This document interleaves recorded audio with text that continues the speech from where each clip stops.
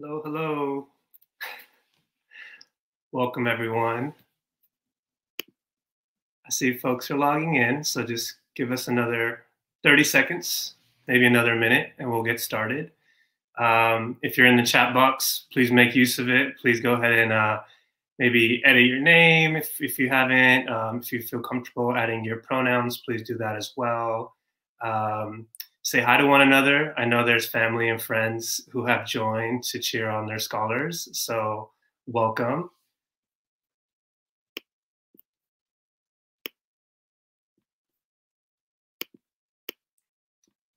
All right.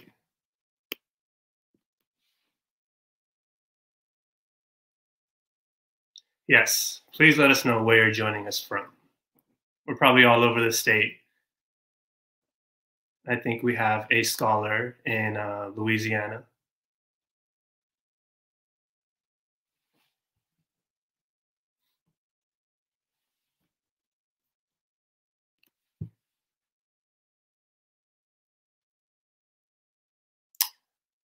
Hi, Marcy. Welcome, Michelle.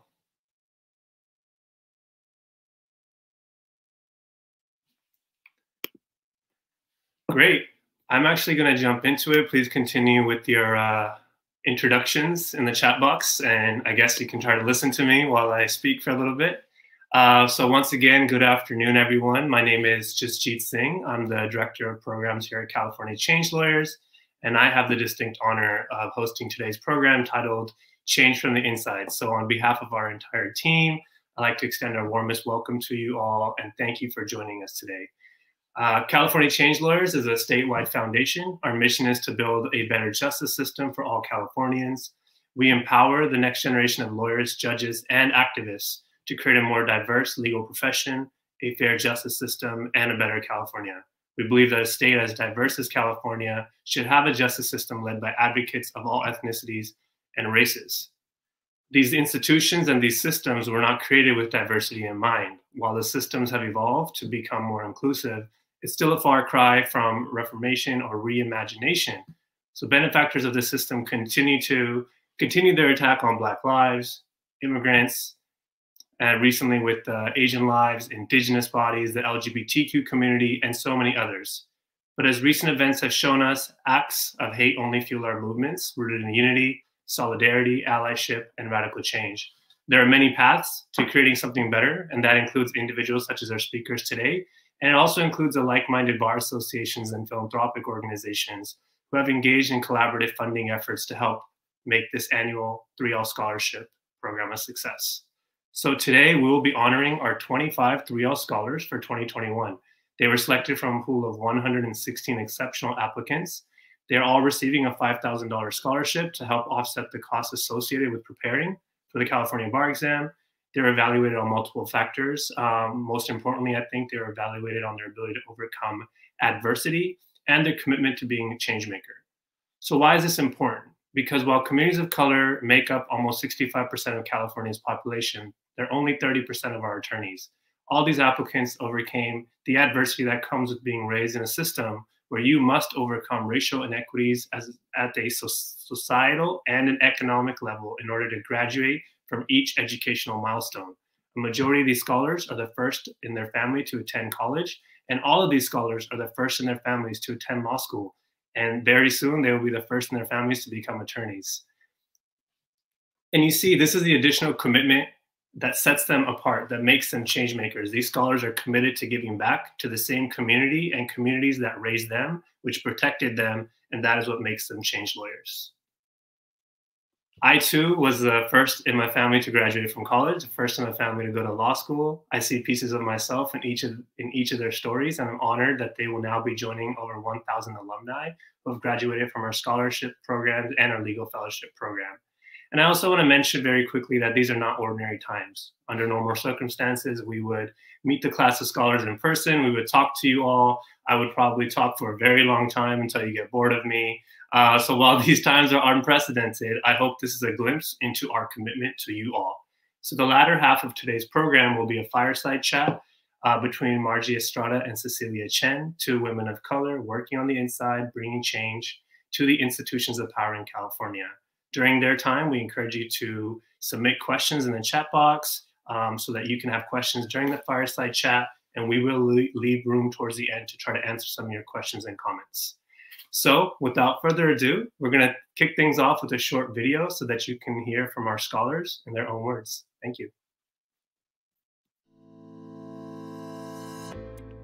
I will be a public defender. I want to be a public interest attorney. Work in civil litigation and be part of the representation that's missing. I want to be a labor and employment attorney fighting for workers' rights. Be a champion for survivors of sexual assault. I want to advocate with communities who are most harmed by environmental degradation. As an attorney, advocacy doesn't stop in the courtroom. Consumer law was the perfect career path for me. I hope to become an Indian law attorney that would be able to lead me into doing work for my own ancestral communities in Mexico. I'm hoping to be a public defender. My uncle was killed by Los Angeles Police Department. I've seen that divide between the Black community and the criminal justice system, and I really want to repair that. I witnessed time and time again the way that communities of color are stereotyped and mistreated. Of course, those areas are the most policed. These people like myself. We don't grow up seeing judges in our neighborhood. We don't grow up seeing people who are familiar with the legal system. I've understood from a very early age what it feels like or what it looks like to not have access to power. I grew up low income. Both my parents were undocumented. Put through the foster care system. Fought for my freedom. I immigrated to America from Trinidad and Tobago when I was about 9 years old. My identity, who I am, what I've overcome, has really shaped who I will be as an attorney. When people say don't lead with your identity, it's a defensive thing that the institution is doing. And centering it in the work that you do is not unprofessional, it's actually essential to building a more diverse and equitable legal practice. I imagine a future where the legal profession reflects the diversity of our nation. People will look at their public defenders and believe in them. Regardless of how few resources a person has, they have access to someone going truly to bat for them. We value people's health and livelihood over individual profits. I envision a better justice system, one that minimizes the re-victimization of survivors and provides resources for survivors to heal. I want to live in a world where misogyny doesn't exist, where racism is a relic of the past, and where people who are sexual minorities are able to live their lives without being constantly judged. Nothing in society will change unless the people who write the rules change. If I was successful in my career, there would be no mass incarceration. If I'm successful, then I feel like the prison system would be dismantled. Without someone like me, like us, there's a large population who is not represented. In a perfect world, would have racial equality, gender equality, fair and equal incomes, and debt reduction and poverty reduction. There's a lot of work to do there before we get to that. My name is Abdia Lewis, and I'm a change lawyer. And I'm a change lawyer. And I'm a change lawyer. And I am a change lawyer. And I'm a change lawyer.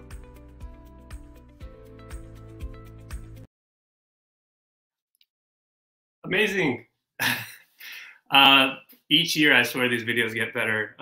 It's just so inspiring and exciting to see them speak, see our scholars speak and tell their stories. So I'm really excited for this part. We're going to transition to our scholarships presentation. So if you are a friend or family member in the crowd, feel free to cheer your scholars on in the chat room as their names are announced.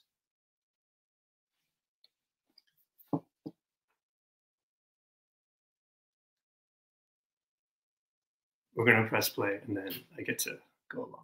Here we go. Ifechinyere Agbodike of Pepperdine Caruso School of Law, sponsored by the Daniel Goodman Memorial Scholarship. Jerry Augustine, UC Hastings College of the Law, sponsored by Daniel Goodman Memorial Scholarship. Violeta Alvarez, UC Hastings College of the Law, sponsored by the East Bay La Raza Lawyers Association. Tiffany Avila, Golden Gate University School of Law, sponsored by the Consumer Attorneys of California. Mara Blades, University of San Francisco School of Law, sponsored by the John M. Langston Bar Association of Los Angeles. Equiana Brown, Pepperdine Caruso School of Law, sponsored by the Charles Houston Bar Association. John Paul Chakbezov, Western State College of Law, sponsored by the Arab American Lawyers Association of Southern California. Miriam Imadi, Golden Gate School of Law, sponsored by the Iranian American Bar Association of Northern California. Emmanuel Garcia, UC Hastings College of the Law, sponsored by the Latina Lawyers Bar Association. Marco Garcia, California Western School of Law, sponsored by the San Diego La Raza Lawyers Association. Ryan Garcia, UCLA School of Law, sponsored by the California Indian Law Association. Alexandria Hobson, Thomas Jefferson School of Law, sponsored by the Earl B. Gilliam Bar Foundation. Gina Kim, UC Berkeley School of Law, sponsored by the Asian American Bar Association Law Foundation. Marcus King, University of Laverne College of Law, sponsored by the Cable Judicial Council Founders Scholarship. Leighton Lee, University of San Francisco School of Law, sponsored by the Daniel Goodman Memorial Scholarship. Abdiel Lewis, Santa Clara University School of Law, sponsored by the California Association of Black Lawyers. Lillian Lopez, UC Davis School of Law, sponsored by the SF La Raza Lawyers Association. Amanda Manshahia, Loyola Law School, sponsored by the Daniel Goodman Memorial Scholarship. Cheyenne Martin, McGeorge School of Law, sponsored by the Cable Judicial Council Founders Scholarship. Ashar Filson, University of San Francisco School of Law, sponsored by the Charles Houston Bar Association. Morel Raza, USC Gold School of Law, sponsored by the Asian Pacific American Bar Association of Silicon Valley. Varun Subberwal, California Western School of Law, sponsored by the Tom Homan LGBT Law Foundation. Bria Saunders, Loyola College of Law, sponsored by the Black Women Lawyers Association of Los Angeles. Asia Thompson, UCLA School of Law, sponsored by California ChangeLawyers. Victor Valdez Gonzalez, Santa Clara University School of Law, sponsored by the Bailiff Foundation. And that concludes the award ceremony. That's all 25. Recognizing all 25 our scholars for 2021. Congratulations once again to all of our scholars this year. We look forward to seeing your names on the bar pass list this fall. And I'm actually now going to invite our executive director, Chris Punambayan, to come say a few words. So, Chris. Thank you, Jasjeet. My name is Chris Punambayan, and for the past 3 years, it has been my privilege to be executive director of ChangeLawyers. And I got to tell the truth, every time we do this roll call of our scholars, I get inspired. The faces of our scholars look like the faces of the people of California. I know that this group is going to rise to positions of power and transform the system. I know that in our midst, we have the next generation of attorneys general, Supreme Court justices, general counsel, law firm partners, and nonprofit executive directors. But wherever they go, the truth of the matter is that when they rise, we all rise. At the same time, I never take for granted that our future success is guaranteed. As attorneys of color, first-generation attorneys, LGBT attorneys, we face many obstacles. Equal justice under the law is still not the reality for communities of color, transgender communities, and so many others. The enduring legacy of racism continues to be one of the country's greatest threats. In light of all of this, it feels so important that we are able to gather here in this time and in this place to take a pause so that we can celebrate the next generation of change lawyers who will right historical wrongs in the classroom, courtroom, and beyond. For those of you not familiar with our 3L Scholarships program, I'd like to just take a moment to explain how it works.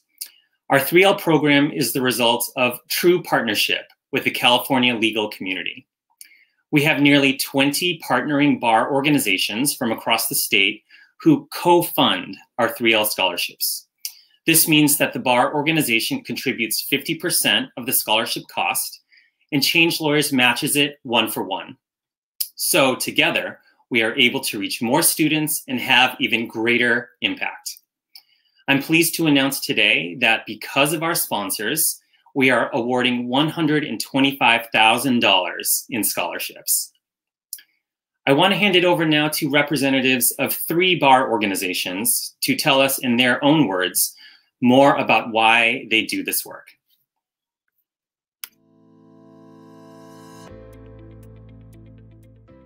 Hello, my name is Janet Bill. I'm a member of the Picayune Rancheria of Chukchansi Indians, and I am on the board of directors for the California Indian Law Association. My name is Tiffany Alvoyd. I'm a board member of the Charles Houston Bar Association. Hi, I'm Rasha Gurgis-Shields. I am president of the Arab American Lawyers Association of Southern California. As I said, I am Native American, but I do come from 2 different tribes. My mother's tribe is federally recognized and has all the different protections that come with that. My father's tribe was non-federally recognized. At a young age, we had to see our burial grounds, where my father's family was, uprooted. This partnership between ourselves and Change Lawyers is vital in order to increase Native Americans accessing and really overcoming that obstacle of the bar exam. It's hard to try to figure out, how do you navigate in a world where consistently your race is always a factor? How do you get to a point where you can kind of overcome the gaps and the obstacles that are being put in my way because I'm a Black woman? Again, Change Lawyers and Charles Houston Bar Association have very similar objectives, and that is an opportunity for people to live a life where they're not always having to wonder, is my race a reason why I'm being held back? I personally support California Change Lawyers and have been on the board for almost 4 years because I truly believe in the mission. You know, organizations that are challenging the status quo and cultivating a generation of leaders that are truly committed to racial justice. I really believe that if we diversify the legal profession, we just get one step closer to having a more just system for all of California.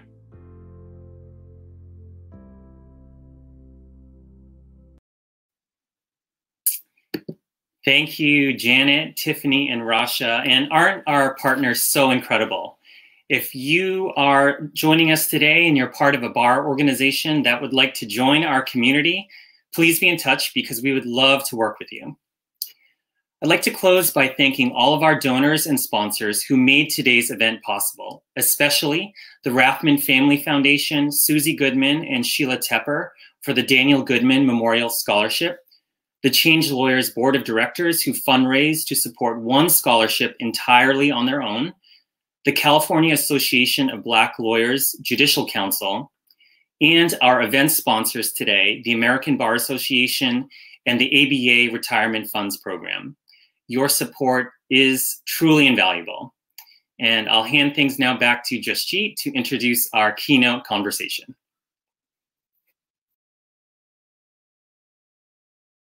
At this part, I'm excited to introduce our 2 amazing speakers for today's Fireside Chat. So I will start off by first welcoming Margie Estrada, Chief Counsel at the California State Senate Judiciary Committee. Margie is the daughter of an undocumented immigrant mother and a World War II veteran father, both of whom were made to live in fear based on their race and their status. Inspired by their struggle and their resistance, Margie helped give California a running start in resisting former President Trump's war on California values and was an essential operative in California's resistance to the assault from Washington. A graduate of UCLA School of Law, Margie has been instrumental in crafting legislation that now requires law enforcement to issue crime victim certifications critical to youth visa applications, has expanded immigration relief and legal access for unaccompanied minors, and is actively shutting down for-profit immigration detention facilities in California, and so much more. So thank you for joining us today, Margie. Thank you for having me so much. I'm so inspired by this event, but mostly by the scholars, and I'm really honored to be in their presence here virtually right now, and appreciate all the work that you do, that Chris, that ChangeLawyers does, and I'm really excited to talk to Cecilia. So thank you. Thank you. And yes, next I'd like to welcome our own ChangeLawyers board member, Cecilia Chen. Cecilia is currently the Chief Strategy Officer at Akinati Foundation, where she supports strategy development across the organization's program areas and implementation of Akinati's 5-year initiative, All In for Oakland. But before joining Akinati, Cecilia was a public policy director at Northern California Grantmakers, where she built the association's policy advocacy infrastructure and led advocacy to protect immigrant rights, ensure an accurate census, and fight for equitable tax reform. She's also served as a Deputy Attorney General at the California AG's office, advancing the AG's policy priorities around criminal justice reform and childhood trauma. And before all this, Cecilia was the Associate Director of Policy at the Center for Youth Wellness and was also a Thurgood Marshall Civil Rights Fellow at the Lawyers Committee for Civil Rights of the San Francisco Bay Area. She's a graduate of Tufts and received her JD from Boston College of Law. So welcome, Cecilia. Thank you, Jasjeet. First of all, I just want to say a huge congratulations to all of our 3L scholars. You know, as a member of ChangeLawyers Board of Directors, we're just so excited to celebrate you and your accomplishments today, and just really excited to be welcoming you into the field as a change lawyer. I am incredibly honored to be here in conversation with Margie, who is a legend, and I want to dive right in because there's a lot that we want to cover and a lot of wisdom that she has to share with all of us. So Margie, you are the very first Latina in California history to serve as the Chief Counsel on the Senate Judiciary Committee. As folks may or may not know, the Judiciary Committee holds tremendous power in the state. It oversees changes to the civil code, including privacy and consumer rights, and courts and judges. So I want to take a step back though.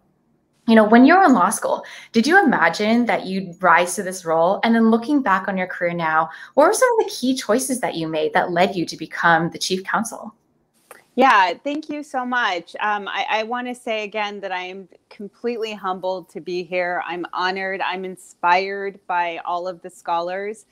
You know, taking it a little step back, a step further back from that, I would have never imagined that I would be a speaker at an event like this. I am so humbled because I am you. I am you because I am the daughter of someone who is undocumented. I'm the first in my family to go to college. I'm the first in my family to go to law school.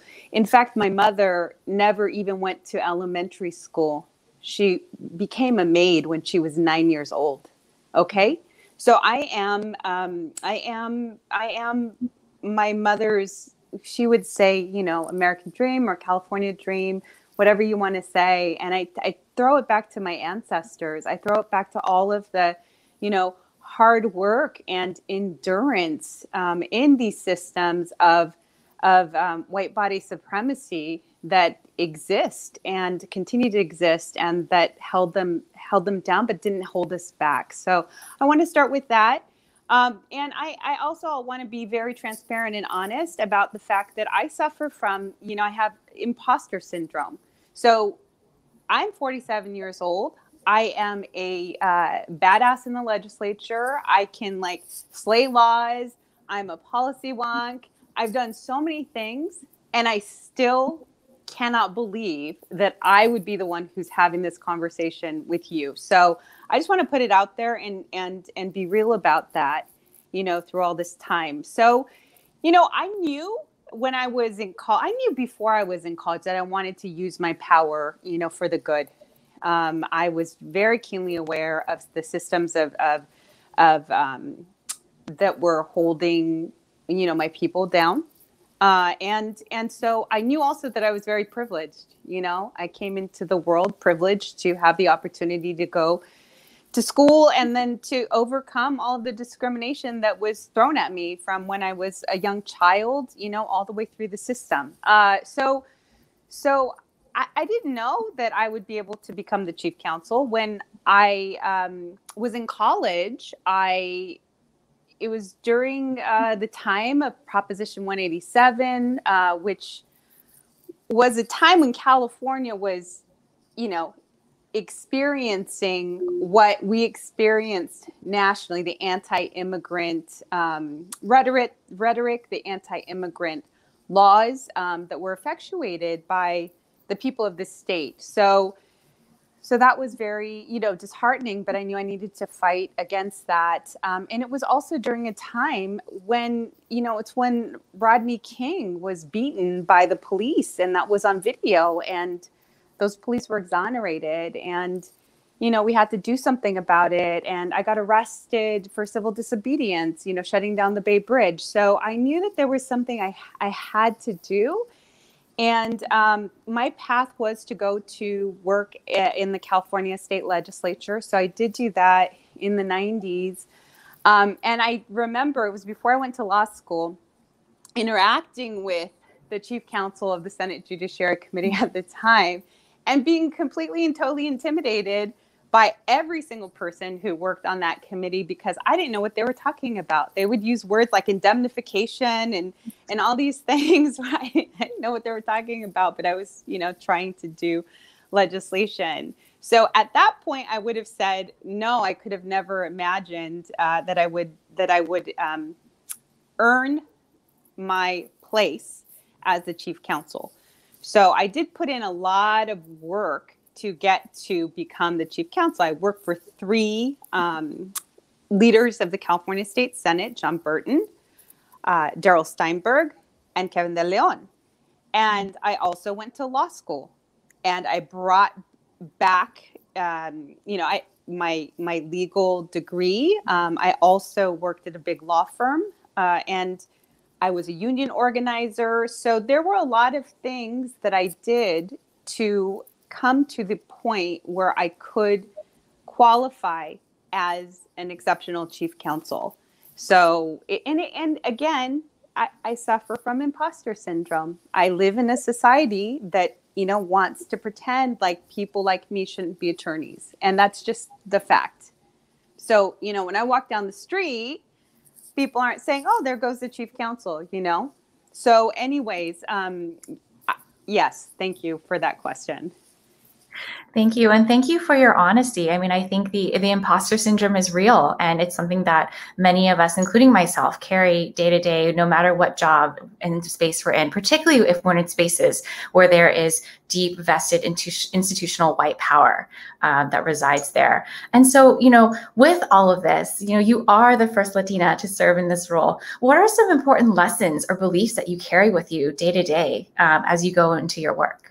Right. So I have my core values, and then I have just a deep level of integrity. And what's beautiful about the job that I do, the job that I currently do, is it's about finding the truth, right? So what we do in a policy committee is we analyze bills that come to our committee. So as you said before, I'm the chief counsel of the Senate Judiciary Committee. So members of the legislature introduce bills, and then we get lobbied by different sides saying, oh, this is what the bill does.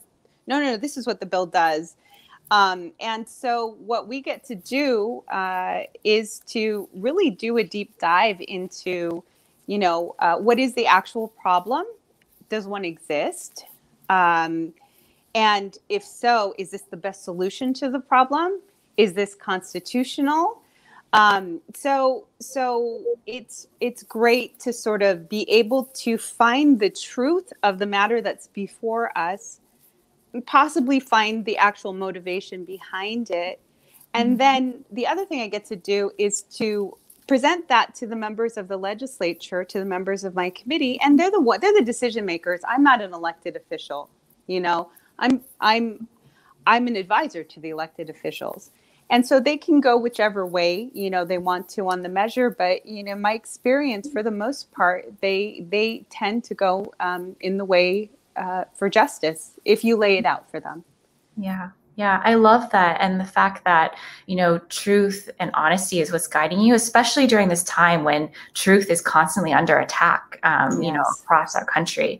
I do want to remind folks, if you have questions for Margie, please pop them into the chat, and we will have a Q&A session at the end of this as well, where you'll have a chance to, we'll be able to hear Margie respond to some of those questions.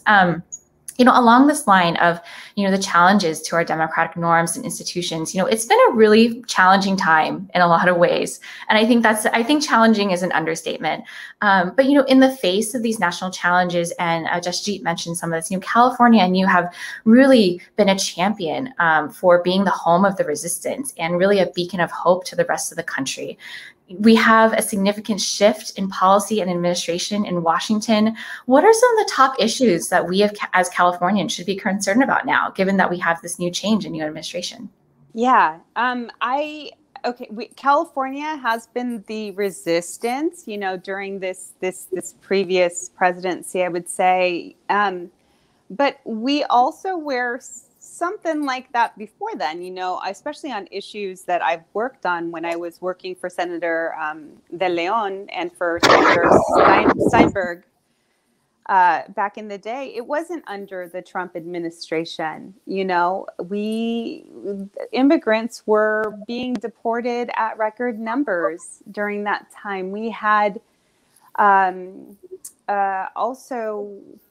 I don't even know how to frame this, because I don't want to be in any way pejorative, but we had a number of children who were arriving at our border, like in 2014, and those children were unaccompanied minors, and it was a time, even during that previous administration, there was this idea that children could represent themselves in courts. And so I guess what I'm saying is we have to, hold any of the leaders, regardless of what party they're in, accountable to move forward with our values. So back in 2014, when we had a number of unaccompanied minors coming in. And I will add that, we have that happening again. And these children are here trying to get humanitarian relief that they're entitled to under the law. We have laws on the books that enable them to get, for example, special immigrant juvenile status or relief as under asylum. And so that exists. And this is something I do want to talk a little bit about. In 2014, when this was happening, of course, the legislators here in California and the governor wanted to do something. What do we do about the kids are here? How can we help them? Humanitarian, whatnot. And I, as an individual, took some time because I wanted to do something. I wanted to use my law degree to help the unaccompanied minors. And I went to a training at the Los Angeles County Bar Association that I attended with my friend Bridget Alvarez. And I was sitting there, and a lawyer from Bet-Zedeck was explaining this problem that they were having with getting courts to issue these state courts to issue these underlying orders that were needed in order for these children to apply for a form of immigration relief called special immigrant juvenile status. And they would go to court, and some of these judges, according to the attorneys, would say, oh, this is an immigration issue, we can't do anything about it, which was bullshit. So immediately at that moment, I texted my supervisor at the time, Anthony Williams, and I said, hey, this is going on. Can we do a law to require the judges to issue these orders? And we did that. I think it was within 2 weeks. We had a law in the books that said that these orders had to be issued. by judges. And of course, there were some who were reluctant to do it even after we had the law. So we had to do another law, like we really mean it. And then we had to engage in like being a friend of a court, you know, to really make it clear that you got to do this. And at the same time, we created a program to fund attorneys to represent these children, and we were able to expand that, you know, in the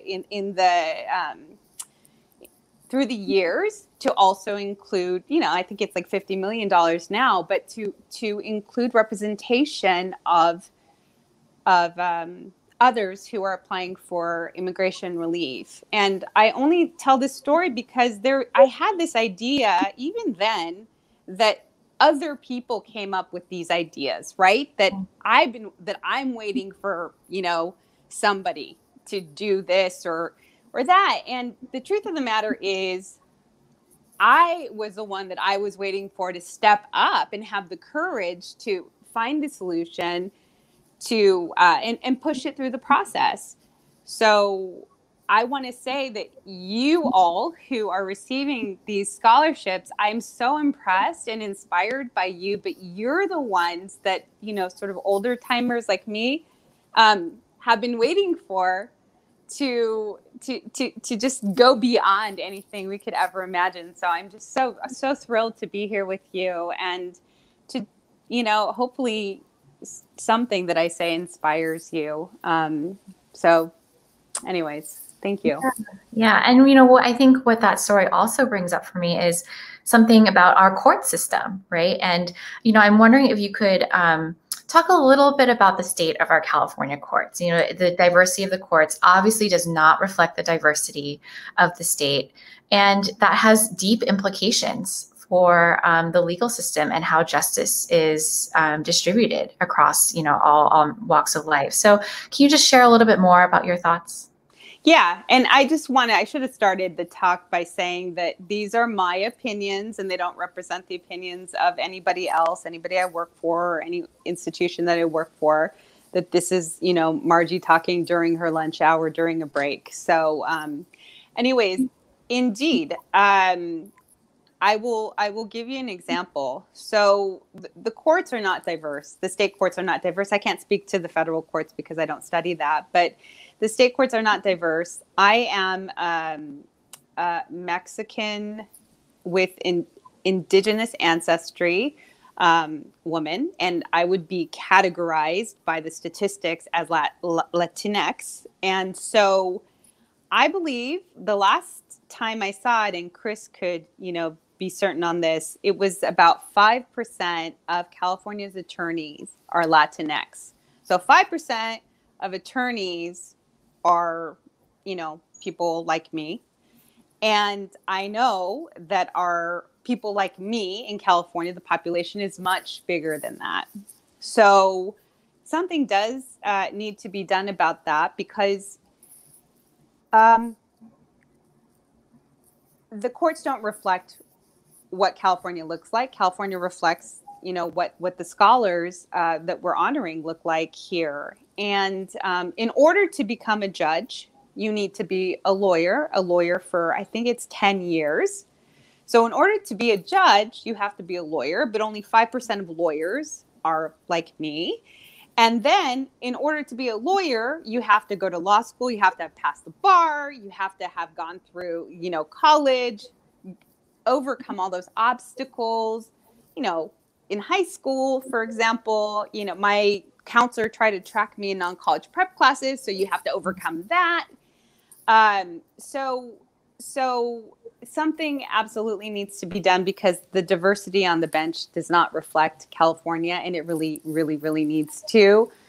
So, and I mean, I don't have any particular thoughts about the reform, but one of the things that I was thinking about last night is that, you know, when someone puts in their application to become a judge, it's reviewed by a commission. I think it's called the Judicial Nomination Evaluation Commission. I don't know if that's a diverse commission, so I don't want to call it out because I don't know that. But the other thing I do know is we also, as attorneys, get sent these surveys. Hey, you know, what do you think about this person? Do they have the temperament, whatnot?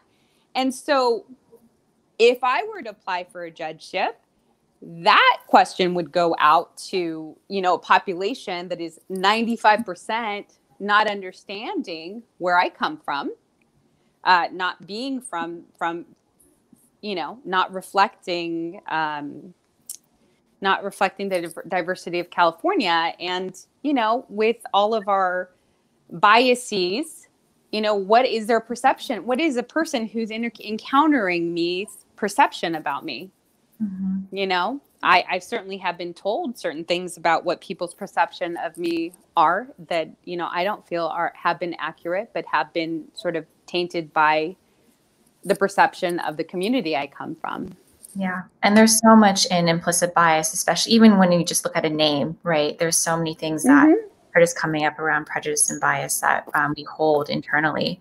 I want to pivot a little bit, but also follow up on a strand that you were talking about around racial justice and immigrant justice, which are two really core areas of work for Change Lawyers. And, you know, as you talked about, you know, we're continuing to witness multiple racial justice and immigrant justice crises, you know, from the experience of migrants at the U.S.-Mexico border, which is ongoing and not a new phenomena, to the ongoing death of Black Americans at the hands of police. You know, Micaiah Bryant, Andrew Brown Jr., Dante Wright, Breonna Taylor, George Floyd. The names go on and on and on and on. And you know, here in the Bay Area, you know, we're particularly grieving the deaths and murders of Roger Allen and Mario Gonzalez. You know, Mario Gonzalez in particular, who died after police pinned him down face down on the ground for 5 minutes a couple of weeks ago.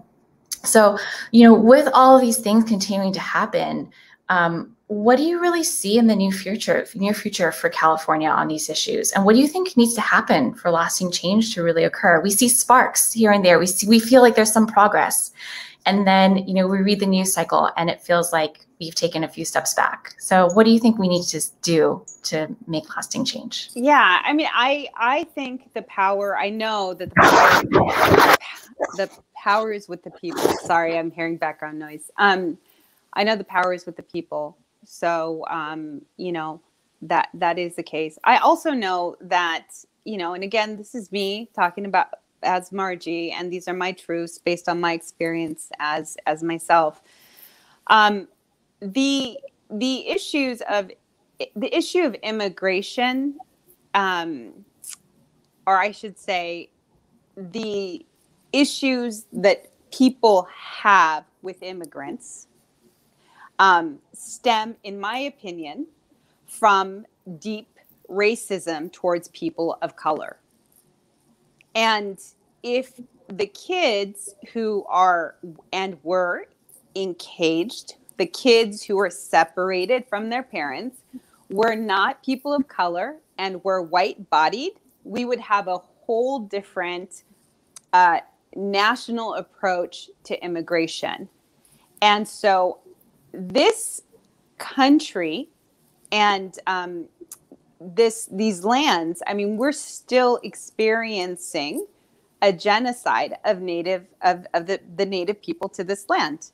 You know, we are on unceded native land, and that is a history, an ongoing reality of this country, and also the country being, you know, or the capitalist part of this country being created on the backs of enslaved human beings, and this lack of humanity or lack of seeing people of color in their humanity, to me, is the issue that allows for people to not see, allows for people to be so horrific towards immigrants and people of color. So I don't have like a policy solution. You know, we need a human solution. We need to be able to see people in their humanity, everybody in their humanity. Yeah, and it's not going to be one policy solution, right? It's going to be multiple solutions. No, and it's Yeah, and it's pushing. It's pushing. Like I told you, when I was in college, it was during the time, where we didn't have cell phone cameras, but luckily someone was able to film, what was going on, and what happened to Rodney King, and how there was no justice for him or his family. And I didn't know what to do as a college student. So we, organized a protest and we took to the streets. I mean, that's all that we could do, back then. Yeah. Yeah. I want to, I think we have time for one more question before we go into Q&A. As we know, the results of the 2020 census were released a couple days ago. California lost a congressional seat for the first time in its history. But what I've actually been hearing is that many experts have been saying we actually might have lost 2 seats, just given all the challenges that came up with the census, from the pandemic to the attempts by the past administration to really silence and invisibilize people. But there was really tremendous work that went into census outreach by the state, by local government, and particularly by communities and community-based organizations who worked really hard to count populations like immigrant communities, low-income communities, and communities of color. And so when I hear things like that, that really gives me hope in terms of what's possible in California. And so I really want to hear, what's giving you hope right now? What's giving you hope in the moment? What's giving me hope right now is this conversation and the fact that we have these change makers who are getting themselves that license to practice law in whatever way that they're going to make that change. Whether it's through impact litigation, whether it's becoming an elected official, a judge, clerking, whatever. There are so many ways to influence change. So that is giving me hope. I agree with you regarding the census. I know that there was a lot of work that went into that and partnerships in really ensuring that the hard to count were counted. So I don't look at that, losing a seat as, necessarily a symptom of something having gone wrong. I think that, we were in a pandemic and we had someone actively trying to undermine and scare people from being counted. But I thought that was a success. I agree with you. Yeah. So I'm inspired by people who are speaking truth, to power, who are like today, for example. I'm inspiring myself, I would say, because I'm an incredibly private person. I am just super private. You won't see stuff out there on me, and I have always been behind the scenes. And I thought today I would participate because I do want to tell, I don't want to be as careful as I have been before. I want to tell my story. I have a story to tell. I'm going to tell my story, and I'm going to give my opinion here. If it can help anyone on this video, on this chat, then it's great, So I'm trying to be more bold and more out there. Even as a very private, introverted type of person. So, I'll do my best. And I thank you, Cecilia. I'm inspired by you and your work. I'm inspired by everyone today. So. Well, thank you, Margie. I know we had some questions in the Q&A, and just, really want to appreciate you for sharing your story, being vulnerable and honest. And, change lawyers come in all shapes and forms and, walks of life and work. And I myself am very private and introverted. So I think the fact that both of us are here having this conversation is just a testament to the incredible work of this organization. So yeah. Well, thank you so much, Margie and Cecilia. I'm back, but I want to ask questions. And I see some comments. I'm going to try to turn them into questions, actually. So I guess the question for you, Margie, is how do folks actually how would one actually get into the legislature? Like you're talking about working from within, which is what our discussion is actually about. So let's say you're not an elected official. We all know that officials have 5 people working in their office, right? Yeah. So how does one take their law degree and get into those offices? Sure. And showcase themselves as someone who's going to be helpful to that individual. Great. Yeah, there are 40 state senators and 80 state assembly members, and they all need staff. And there are also several policy committees in the legislature. So not just the Senate Judiciary Committee, but for any other topic of laws. So if you're interested in labor and employment law, we have a labor committee in the Assembly and the Senate. If you're interested in environmental law, for example, we have the Environmental Quality Committee and Natural Resource Committee. So there are ways to come in. The positions need to be available to the public. So they're posted on the Senate website or on the Assembly website.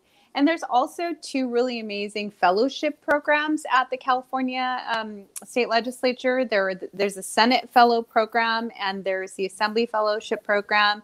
There are also, I think there's a separate fellowship program for folks who are in the executive branch. So it could be various agencies, because it's not just, the legislature. There are other ways to, if you're interested in farm worker, rights, there's the Agricultural Labor Relations Board.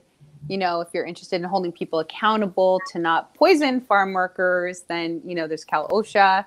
So there are just so many opportunities to push for change. There's also like being an administrative law judge as a possibility, aside from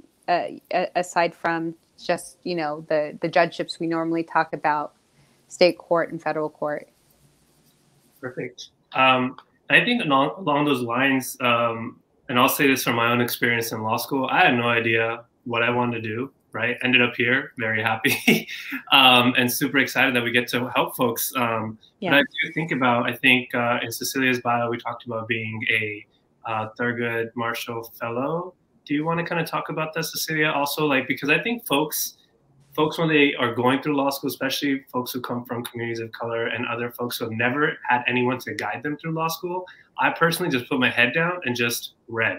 And I realized later I don't have to read every single book. That's a retrospective thought process and do that. But what can folks do now if they didn't get into those externships or internships during their time in law school? Is there still a chance for them to do something? Yeah, definitely. There are programs, there are fellowships out there. The Thurgood Marshall Fellowship Program that's hosted by the Lawyers Committee in the Bay Area is actually for attorneys who are a couple years out of law school. It's for attorneys who are maybe 2 or 3 years out, have a little bit of experience under their belt, and want to start developing a program in various areas of civil rights. So my time at Lawyers Committees was really spent on education justice, but other fellows have done work in criminal justice and housing. So there are definitely those opportunities out there. My biggest advice would be to go out and meet people, start building your network. Even particularly in the civil rights, public interest law community in California. California is big, but it's actually a pretty small community. And just start getting to know people and seeing what jobs might be interested in you. Talk to people about, just like Margie, what your career path was, right? Everyone's takes a different route, and you might find yourself going somewhere that you didn't expect it. I'll just speak for myself. I never thought I would actually be at a foundation doing strategy work. I love it, but it's definitely not where I thought I was going to go when I came out of law school. And so my other advice is just be open to the possibilities that are out there. Yes, I think, and touching back on what both of you mentioned, I'll throw myself into the mix around the word of imposter syndrome as well. There's all these moments where do I belong, right?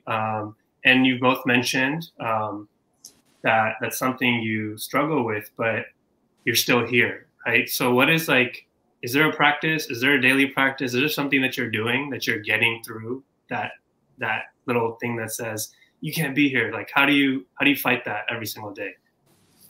Yeah, I talk myself through it. There's also another part of me that acknowledges what I've done and who I am and the system. But, it's also regrouping with friends who also have similar issues, similar circumstances. So I wanted to say, when you have people come into your life, and when you have people come into your life who are committed to justice like you are, who seem to just have dropped down from heaven in that moment to be with you in an allyship, grab onto them, because they're going through the exact same thing you are, and they're going to be your ally in moving the agenda forward for justice. So it's about, being able to connect with some friends and, really cry it out with them too, and go through it with them too.